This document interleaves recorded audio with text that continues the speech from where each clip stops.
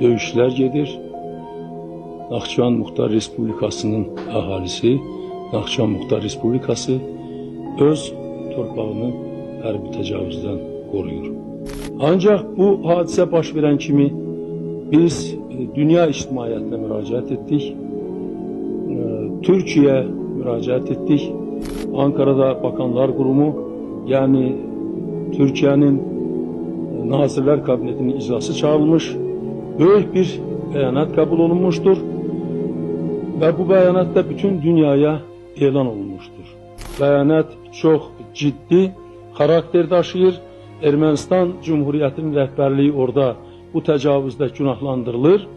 Bu sırada İran bizim komşumuz, Müslüman devleti, İslam devleti, İran İslam Respublikası'nın mövqeyi ciddi surette bildirilmeyiptir. Ve bugün televiziya ile çıxış ederek ben üzümü bizim din kardeşimiz, kan kardeşimiz İran'da olan Müslümanlara tuturam ve bizim bu hemsərhəd vilayetlerde olan dostlarımıza ve İran hükümetinin rəhbərlərinə tutaraq demək istəyirəm ki, bu 5 günde Naxçıvanda İran'ın lap yaxınlığında olan bu müharibeye bu kadar biganə qalmaq şüphesiz ki çok təəssüf doğurur ve təəccübləndirir.